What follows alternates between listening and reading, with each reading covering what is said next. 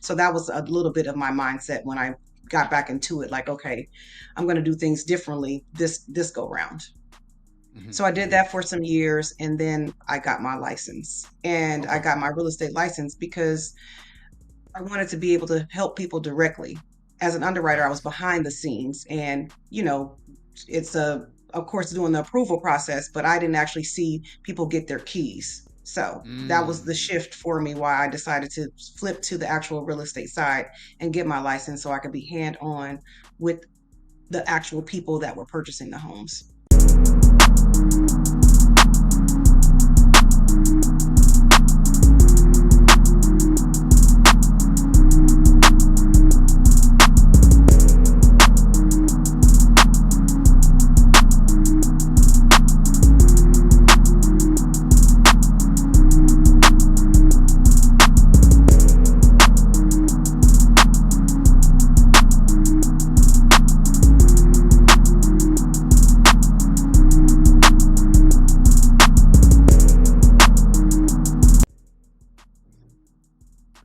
Hey, ladies and gents, we are back. Another great episode on the Headley Group Real Estate Show. Like I tell you all the time, we always have a treat for you. We got a treat from you all the way from Houston, Texas. We got a young lady who's well versed in this business from the mortgage side as well as the real estate side with over 20 years in the business. Let's give a warm welcome to Miss Liska Sims with Keller Williams Realty Southwest. How you doing? Good. How are you? Hello. Well, one, thank you for being part of the show. Thank you for having me. I Awesome. appreciate it. You are welcome. So, one thing about our show, before we go in and we learn about Miss Sims, you prefer Sims or Liska? What do you prefer? We want to make sure we saying things right. Call me Liska. I mean, yeah, we're like Okay. family, so. There we go. So, and I'm glad she says she like family because she done a great job working with some family member of mine by helping them buy a house in the surrounding areas of Houston. So, thank you for that as well. You're welcome. It was a Uh, pleasure. Awesome. So, Liska, let the people know who is Miss Liska Sims and what made you say I need to get my real estate license. Well, so who is Liska Sims? I'm actually a Southern girl by way of California, if that makes sense. I was Mm. born in Texas, but my mom moved to San Diego when I was a kid, and then I moved back to Houston in 2001. And that's actually when I entered the business of the mortgage industry. I started at an entry level position, just a data entry position, and moved my way up from that to a closer, processor. Then I got into the sales side of it, became a loan officer and account executive. I was in the market when it crashed in 2008. I don't know how long, if anyone was around during that time. I was with the first bank that actually failed, IndyMac Bank, and got out the business for a little while, and then I got back into it. I love what I do. I love helping people. I love helping people get into homes. So I got back into it, and it was really my goal. The reason why it was for people to have home ownership, especially people that look like us. So that was the biggest reason Mm. as to why I got into the business, back into the business. I like that. There's a lot of whys there, and I got to untap a lot of that. But you just open them, peel back them onions a little bit. You mentioned the 2008 crash, 2000, because actually that's when I got into the business right when that happened. Right, 2008, the crash. You worked for a bank. And we never had nobody on the show who actually was worked for an institution. Correction, we had one other person. But what I wanted you to do is I want you to dive in when on that initial day, right? Like what was that like, so people can get an idea of what was you going through, as far as in your mind, exactly when that occurred. Okay, so I was IndyMac Bank was the first one to fail, and it Mm-hmm. was anytime I've been in the business for a long time, so anytime there's a all of a sudden meeting that everybody needs to gather, something is getting ready to happen, and that's what happened. Mm. It was just like a last 15 minutes. Okay, you get this email, we all need to get on a call. We're getting ready to have a meeting, and that's kind of what happened. They had us gathered us in together, and it was just like, okay, we're getting ready to have to let you go. This is before we knew that the bank was actually going to fail. So it was Wow.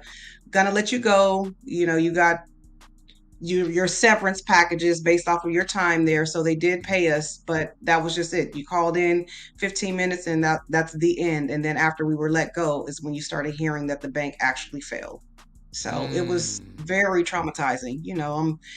I was at that time I was an account executive, so I was on the sales side doing very well for myself, six-figure income. So my lifestyle, was based off of that. And now it's like, okay, we no longer need your services. So it was really tough. Okay. So considering that happened again, I'm sorry that happened to you and so many others. What was the thought process? Okay, when I start I'm quite sure you connected with another mortgage company after that. What was that thought process with the next mortgage company? Okay, well, in case this happens again, I need to make sure I am okay with X. Well, actually, I got out of the business for about 2 years because what Okay, happened okay. is when it crashed, everyone was letting people go. Like it wasn't like, Mm, there was other companies that were closing. So um, it was it was very difficult. It was a very difficult 2 years because then it was trying to find something else to do, and we were almost like lepers, if you want to say, as far as finding another career. So I still stayed in financing. I was in banking, and then I just again I love the business. So shifting back into it, I got out of the outside sales and I went onto the mortgage side as far as an underwriter. And that's kind of mm, where I shifted to as far as being the commission only. I went to having a salary. So that was a little bit of my mindset when I got back into it. Like, okay, I'm going to do things differently this go round. mm-hmm, So I did mm-hmm. that for some years and then I got my license. And I Okay. got my real estate license because I wanted to be able to help people directly. As an underwriter, I was Yes. behind the scenes and, it's of course doing the approval process, but I didn't actually see people get their keys. So that was the Mm, shift for me why I decided to flip to the actual real estate side and get my license so I could be hand on with the actual people that were purchasing the homes. okay. Okay. Let me back it up a little bit. Underwriting. I don't think we never had anybody on the show who tapped into the underwriting side. Everything literally is black and white in numbers, correct? Pretty much. And There's a little gray, but it yes. was a little great. Gotcha. It was so in that underwriting world, and I just want the audience to get a good understanding. The loan officer, the mortgage broker, they do not make the final decision. It is the underwriter. Is that correct? Absolutely. The loan officer is just kind of gathering the information, having an overview based off of your credit and your income, and running it through an automated system. But ultimately, the underwriter is the one that's reviewing the income documentation, everything, and Mm-hmm. making the decision on if the loan is going to be approved or not. Mm-hmm. So that's where I have the advantage, and what helps me with being an agent, I'm able to help people before they even get all the way down the road and say, okay, this is what you need to do. Let me know how your income is, like, so that we can make sure that this is properly structured so that you can get approved. And that's one of the advantages that I have as a real estate agent because I wore the hat of an underwriter. Correct. Well, let's talk about that. Give me two or three. I'm quite sure there's more. Two or three high priority things you would tell a buyer, a new buyer, or a seasoned buyer. These are the do's and don'ts when getting funded for your loan. The first thing is making sure that you have stable employment. That's a big thing. You have some Mm-hmm. people, especially when you're young and trying to purchase and a first time home buyer, you're kind of bouncing around with different jobs. You can have different jobs, but you just kind of want to stay in the same career. So that's the biggest thing. When you do get into the process of purchasing a home, do not buy anything new. Don't open new credit. Okay, I'm about to buy a Mm-hmm. house. Let me go furniture shopping and getting new credit cards and those type of things. Do not do that. That's a big thing. And also make sure when you're putting money into you're not moving too much money around in your bank account. Okay. As far as making deposits, large deposits, depositing cash, and just doing a lot of transferring around the funds. So that would be the three biggest things that I would tell people. Gotcha. Okay. And like you said, them skills has transferred into you being a real estate agent now and helped you dramatically. Yes, absolutely. So what would you say to a buyer who says, and I'm quite well, let me back it up. Do you work with investors or is just you got a particular segment of buyers, first time buyers, season, or just across the board? I work with everyone. I actually, it's funny that you asked. I have a property that I'm getting ready to list that I'm going to be marketing to investors, because it was an inherited property. It's an older property. So, but I do work with everyone. Mm-hmm. Okay, so you work with it. I'm glad you answered that. Do you find it challenging? And again, a buyer could be first-time buyer, seasoned, investor. Do you find it a little bit more challenging working with segment, whether it be investor, seasoned, or first-time home buyer?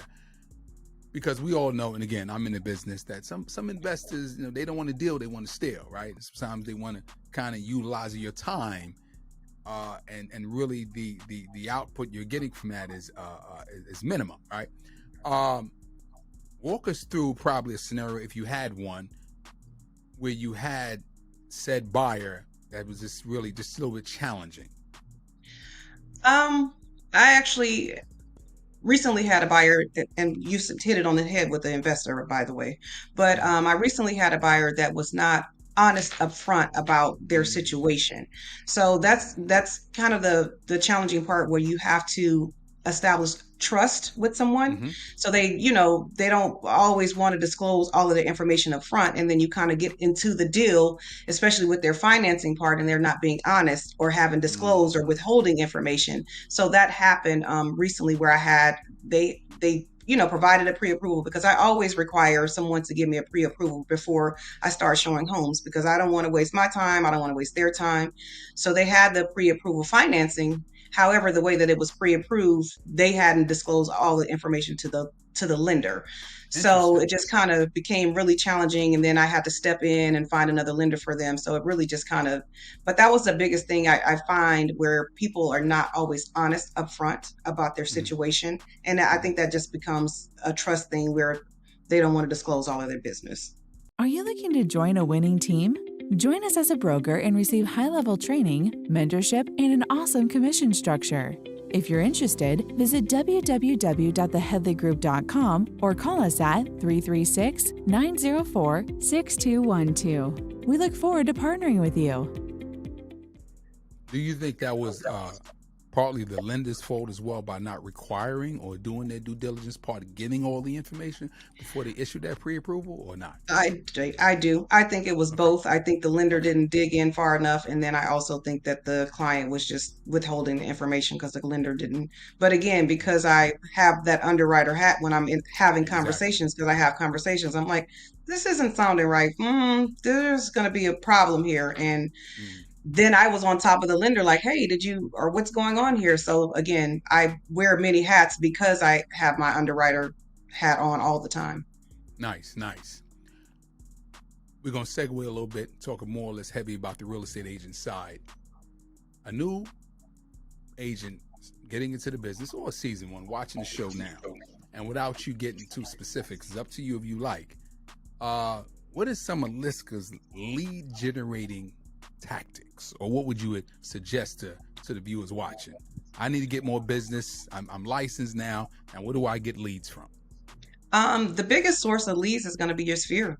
Honestly, I mean, that's really where I get majority of my leads from, is people that I know. They know I'm in the business, and then I take care of them very well, like really good, and then they refer someone else. And that's really it. I mean, of course, you're going to do the door knocking and the cold calling, which is tough, and you have to do it. You got to hit the pavement. But the biggest source is going to be people that you know, and you'd be surprised on how people don't even really realize or remember what you actually do. So you have to stay on top of mind within your sphere. Correct. I agree with that. Sphere of influence is so important. Anytime we bring on new talent here, we definitely tell them, go through your call log, let everybody know if they're looking to buy, sell, and invest, you're the person that can help them out. Absolutely. I see the challenge with a lot of agents, brokers, where get in the business, get excited, ready to go.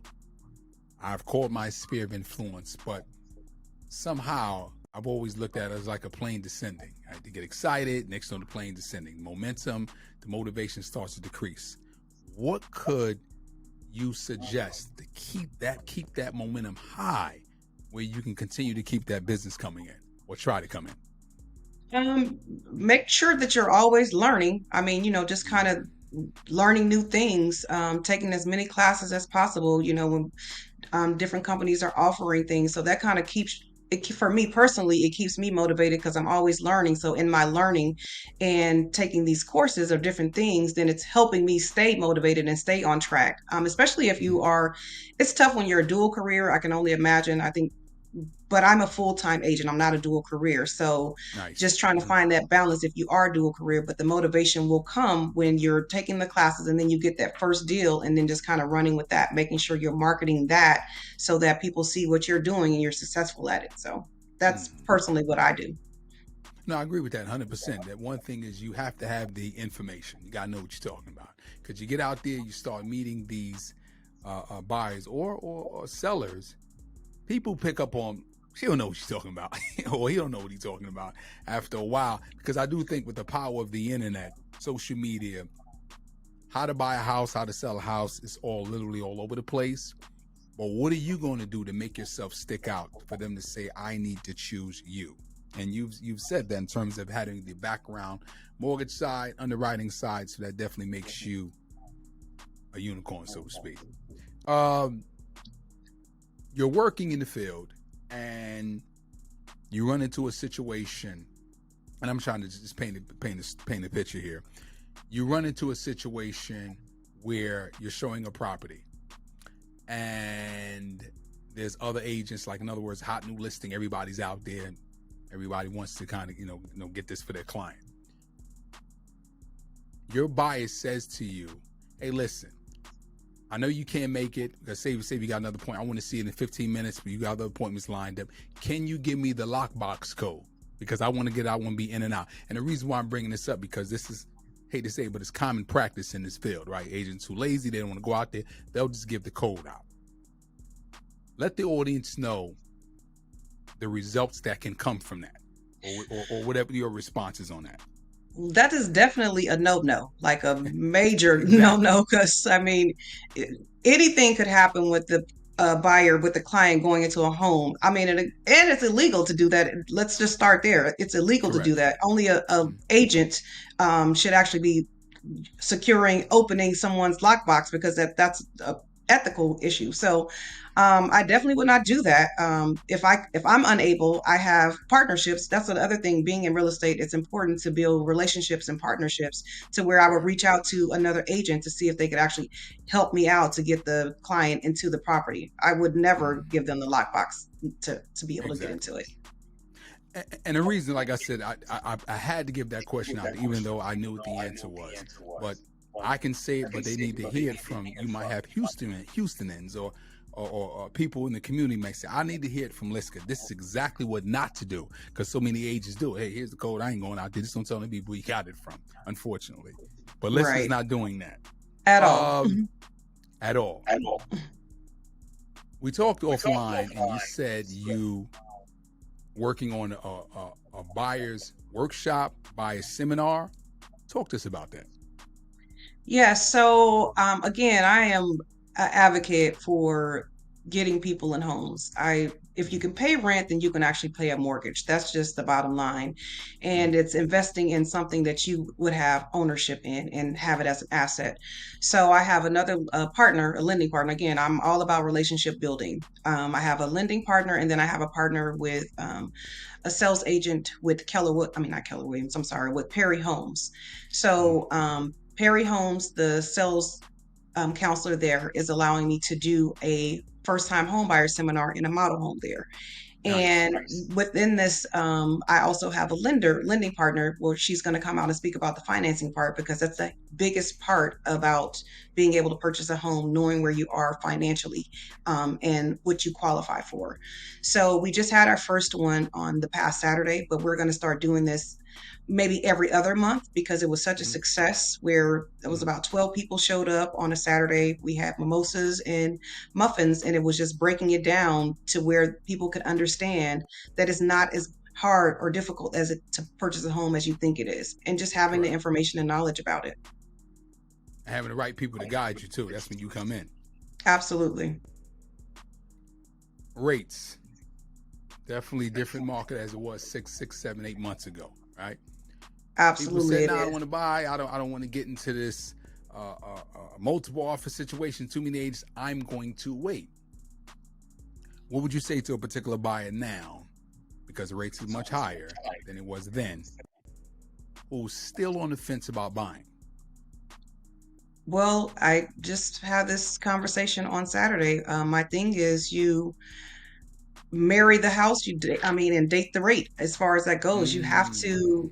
Mm. The houses are not going down. The prices are not going down. They're only going to go up. So from 2 years ago, you waited because it was chaotic, and you was tired of putting in multiple offers, so you keep waiting for the interest rates to go down, which they're never going to go down to what they were 2 years ago. That was a historical low because of COVID. So it's, again, you marry the house and you date the rate, is what I tell them. I'm gonna And steal you that, can right? I always. like that. Marry the house and date the rate. I mean, marry the house and date the rate. I like that. Yes. What so yeah, and we've had this discussion here with clients, and it's like, man, I should have got something then, but I didn't want to get a multiple offer situation. What is your take on people overpaid then?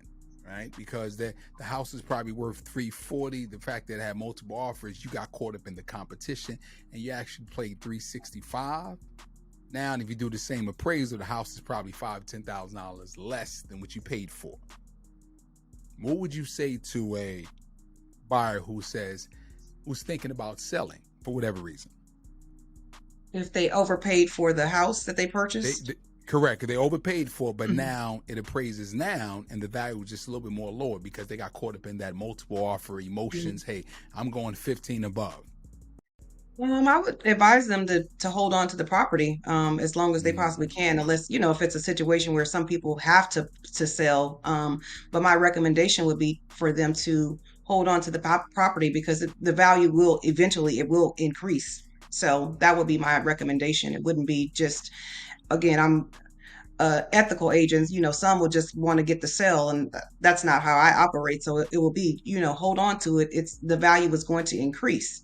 And even like when with multiple offer situations, because we saw that it was relatively new here in Houston, but we had a lot of people relocating from California and also from the East Coast, where this Houston market was so hot. They were coming in and doing that, where because they were accustomed to that being the case in California or on the East Coast, where they were paying more. But I generally don't recommend that for my clients. Gotcha. Okay. What is it about Houston? Everybody in the world, boy, going to Houston. I guess because it's the middle of the country, or I have so many great things about it. I mean, sometimes people say it's Atlanta, DC, but what is the great thing about Houston to make people say, I want to come out there and I want to connect with Liska? Houston has always been a great place. I think what happened is, when everything shut down, Texas was still open, which is where people started coming to Houston and actually seeing, oh, okay, well, it was kind of like this best kept secret. Okay. The housing market here is great. You can get a beautiful home at a price point that's more affordable than if you are on the East Coast or on the West Coast.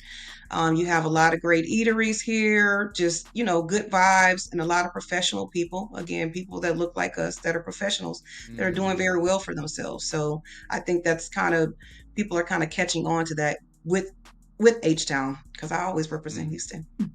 Gotcha. And the economy is just thriving, isn't it? Yes, it is thriving in Houston. So again, the economy, the housing market, you have the oil and gas industry in Houston, that's thriving. Again, the restaurant business is thriving here, and the market is really affordable. I mean, you can get a beautiful home here for $300,000 to $400,000. That if you're on the East Coast or the West Coast, it'll easily be $700,000 to $800,000. Easy. Quick commercial break. If you're interested in a career in real estate, or you're a seasoned vet, and you might want to change, new environment, you don't like the atmosphere you're in, the Headley Group Realty could be there to assist you with your career. What do we offer? Great culture, great environment, leads, and an awesome commission structure. Let us be there to support your business. One thing, you got to be in the state of North Carolina. Let's get back to the show. Let me ask you something here, Liska. I came up with this with our last four guests, and you mentioned a lot about people that look like us. you being a real estate agent, experiencing the business on the mortgage broker side, discrimination, you being a woman, have you picked up on it, vibes with the process, with helping a seller, helping a buyer? And if you haven't, kudos. But if you have, or some form of racism, if you have, what suggestions or advice would you give another woman or a man to how to deal with that? Well, fortunately, I have not experienced it Nice. directly. Okay. Um, Okay. But, and I think a part of that is, the funny thing is, I don't know how the market is in North Carolina. In Houston, women dominate the real estate business. It's so many women Okay. realtors here that it's insane with the amount of Okay. it's a great thing. So we don't have that issue. But again, I just tell people to be confident in who you are, be knowledgeable, and just be a professional, because you're going to come across people that don't like you for whatever reason. Which makes absolutely no sense. But you just have your integrity and stay who you are. Exactly. And I appreciate that response. And hopefully I didn't want that to be uncomfortable. But at the same time, I understand that it does exist, right? It exists in certain markets, but again, no excuse at all why you can't be great. If anything, use that as willpower to propel you to where you need to go. But thank you for responding to that. Well, can I say one more thing though? Go ahead. Because in Houston, and specifically, so I live in Missouri City, which is a suburb of Houston. It's in Fort Bend County. Fort Bend County is one of the most diverse counties in the country. So you have all types of ethnicities and cultures. Nice. I will say here, you do find where people only will allow their culture to represent them. So that is, I won't say that it's discrimination, but correct. They just will only work with their kind. So that I did want to say that. Well, the thing is, people, they say no, like, and trust. And I add who they feel comfortable with, right? It's like, hey, listen, this is who I see. We might speak the same language, same culturally. I prefer to go that route. Like you said, it's not a discrimination thing. Who I feel comfortable with. Absolutely. Firm-wise, and again, I'm not necessarily plugging the firm you're at, but I'm a big proponent of education. You know better, you do better. When you got licensed, happy to go, yes, I'm ready to interview with all these companies because everybody wants me. Everybody send me stuff in mail, send me emails. I am ready. I feel pumped up. What made you say, I'm going to go with this firm here? And did you interview with other firms? So the firm that I'm with, Keller Williams Realty Southwest. I decided to go with them for two reasons. First, they have a reputation for having the best training. And it is very true. Secondly, a friend of mine gave me a contact and was like, hey, you can speak to this guy. He's really helpful. He's with Keller Williams. So when I spoke to him, we spoke for like 30 minutes and he gave me all of these nuggets and these gems, and it was just so much information. And that was a big reason as to why I ended up going with Keller Williams. And then one of the recruiter had called and I met with her, and they both, again, looked like me. They were very instrumental in me making the decision. And it was the best decision that I had made, because this gentleman has taken me under his wing. We've established a great relationship, and he poured into me. And he did that because he said that he liked to help people that look like us. So that was a big reason as to why I went there. They have great training. So if the information is there, if you want it, it's up to you. It's available to you. And that's why I always tell agents, especially new agents, to make sure that you're taking these classes and learning as much as you possibly can. And you can always learn. I've been in the business for over 20 years and I'm still learning, because it changes all the time. So you have to stay afloat to what's going on. Well, you said so many. Again, we're going to talk about the golden nuggets. See how you said this a lot just now? You said a whole bunch. Yes, having the information education is so impactful. The reason why, again, I asked you that question is because I would tell people, whether you come, if I sit down and I bring on new talent, or you go down the street, You just make sure that they're always giving you value, not a sales pitch, but they're giving you value, and they're sustaining that, and you're holding them accountable. You said on X day when we interview, this is what it's going to be. Now, is it the same thing once I came on board? Now, the flip side of that, which you alluded to about you tell agents to get the education, what responsibility do you hold, right, as the agent? I can't force you to come to these classes. I can't force you to read the books. I can't force you to take the courses. I can't force you to do X, Y, and Z to make you better. So that's why I wanted to get your spin on. Did you interview anybody else? But you said, nah, this was it. You talked to one person, talked to another, and you decided to go that route. Yeah, and I'm heavily recruited. I mean, I get companies calling all the time, which is flattering. All the time. Yes, Exactly, they see my, exactly. they see what I'm doing, and they see my numbers, and so they're reaching Correct. out often, which is flattering. But I'm not one to bounce around. And again, like you hit the nail on the head. It's the value, and the broker that I'm with is giving value. So that's what I'm saying. Mm-hmm. And it's like so many companies, and I get it. It's you always want to look for talent, right? Because everybody's independent contractor, but you just want to make sure broker agents watching this podcast now is that you're just not a number, right? That's the biggest thing. You're not a number, because when you're just a number, you get treated as such. Give me the same fairness as if I was the number 1, 2, 3, 4th top broker in the company. Give me the same fairness, because I could be that 2 or 3 years from now, and just don't neglect me. And I've seen that play out before. That's why I'm touching on it. Liska, you see that? Now we had 30 minutes in. You see how good you did? You see how we flowing? Good conversation? Yeah, it's great conversation. Wonderful. Is there a question that I didn't ask you that you would love to answer? Nothing I can think of. Your questions were excellent, and then you just allowed me to talk and flow. So nothing that I can think of. So Liska, here's the thing, like I told you a second ago, is that we ask every guest to go with a book, scripture, quote, and like I said, you gave us some good ones a few minutes ago. Go ahead and hit us with it. Okay, one of the things is The One Thing. It's actually a book by I can't even think of his name now. I just had a brain Gary freeze. Keller. Yes. I read it. Good one. Yes. And that is important to because especially when you get into the business, it can be overwhelming, and you're trying to figure out everything and do different things. Okay, how can I generate business?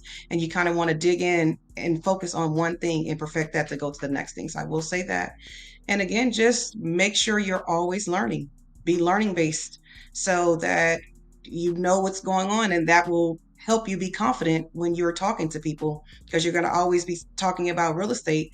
And then the final thing is just be the go-to person, not just real estate, but you can be the connect for everything about relationships. And I am a relationship builder. So those will be the nuggets that I would give.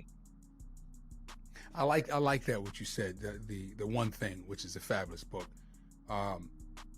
So I think with the power of this phone here, it's easy for us to get distracted, right? We want to do this, we want to do, and there's nothing wrong with doing multiple things, but get that one down pat, then leverage that after you've made or accomplished so much. Then you can do other things, but I think we spread ourselves so thin, and ultimately we get nothing done. Right. Ms. Liska, kudos for you for coming on the Head of Group Real Estate Show. We want to thank you. And again, you've dropped some wonderful jewels on us, right? Thank you for having me. It's been a pleasure. Let me tell you something. You're going to be an alumni, right? Because now that you will be official alumni, we're going to see you on part 2 real soon. Okay, sounds good. So look, gang, we want to thank you all for watching the Headley Group Real Estate Show. And again, thank you for always supporting us. We'll see you all soon. Take care. Hey, gang, I hope you really enjoyed that show. Our guests provide us some great tips and insight, and please support them on all social media platforms. And while I'm saying that, support us on all social media platforms. And don't forget, watch the entire video on YouTube. We'll see you next time.